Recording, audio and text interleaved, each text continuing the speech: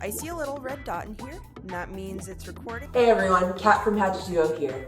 Now, as an industrial designer, I have never used VR, let alone even put a VR headset on. You're thinking, it's been around for so long, why wouldn't you have already tried it out? Short answer, just didn't have the opportunity to.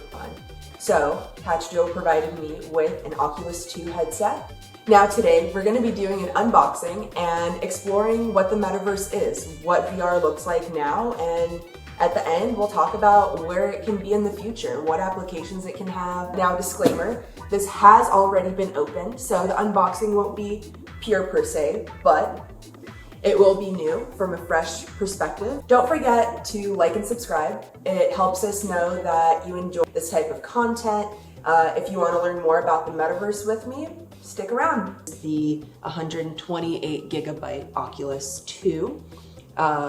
Inside the box, there's going to be a VR headset, a silicone cover for the facial interface, 2 touch controllers, 2 AA batteries to go into the controllers. It also has a power adapter, glasses spacers, and a charging cable.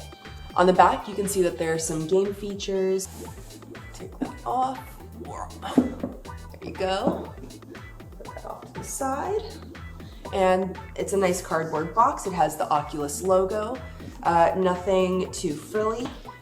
Open it up, and you have your 2 controllers, your headset, some instruction and safety pamphlets, as well as the charger that comes in this little box that has the Oculus symbol on top.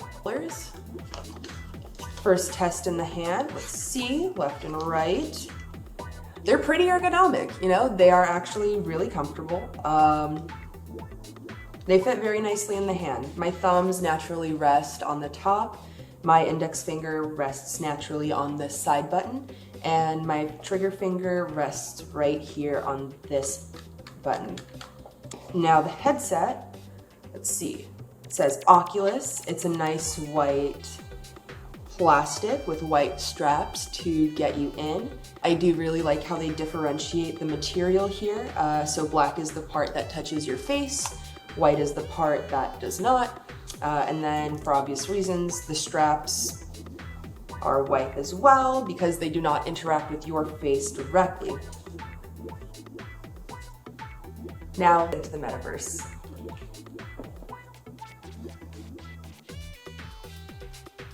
Two hands for this. So hold the string and pull.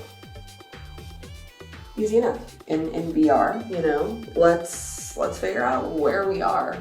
It appears that this is the home base. Really nice, well designed. Cool. Maybe if I set it up here. Aha! I see. Okay, so wherever I'm looking, that's where it'll set up. So if I turn it off, turn it back on, it'll do that. Cool. That's pretty crazy. Wow, there it is. Let's see. I do like this haptic feedback. Wow.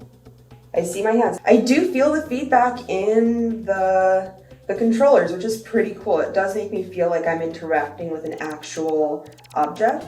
Let's toss those away. Wow, this is really beautiful. Oh, ow. Definitely gotta watch out for the surroundings there. And now I get to dance with a virtual being.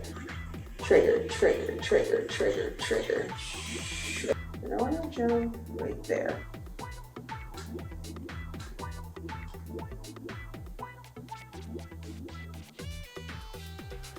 Cool, so I have this mug.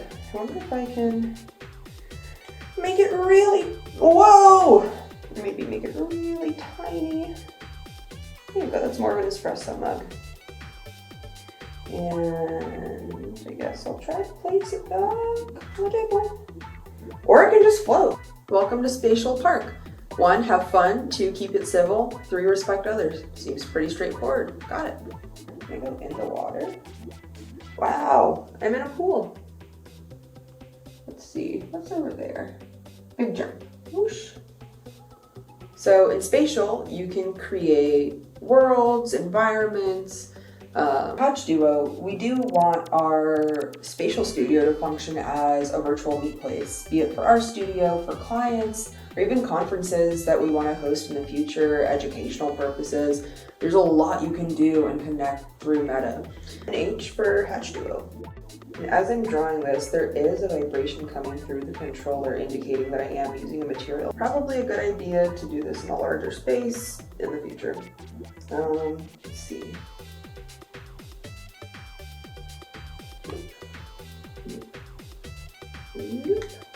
Cool, okay. So that was the ink and stroke tool. Maybe let's try the revolve tool just for funsies. So it looks like the revolve tool goes around the y-axis here. So red is the X, blue is the Y, green is the Z. So the revolve feature, I believe, does symmetric around the axis. I wonder if we can do it around a point. Let's see. Mixed input, point mode, 8-sided. Oh wow, you can do a lot of different things. What's the star look like? Okay, that's interesting actually. I really do like how you can pick it up and like move it around. You can really examine it. Can make it larger. That's kind of cool. By holding down the two triggers with your middle finger, excuse me, on the sides here. Cool. Okay, let's put a little egg right there. And then volume, what does volume do? Okay, so volume, I guess, lets you build with different stroke types. So if we go little blob, build it out, make a little blob here. Okay, so it builds and expands. So you can't really like blobject from a blobject because it'll uniformly build, but that is pretty cool. So if I wanted to do like a really large base, I guess, for our egg and hatch duo, draw it around. Now it has a little island to live on. That's fun. Okay. And then primitive objects. These are shapes. Ooh, always love a torus. Oh no, our base. Okay, back to this. Okay, and then primitive objects, torus. Cool, and then let's see. Whoa, do a little donut torus.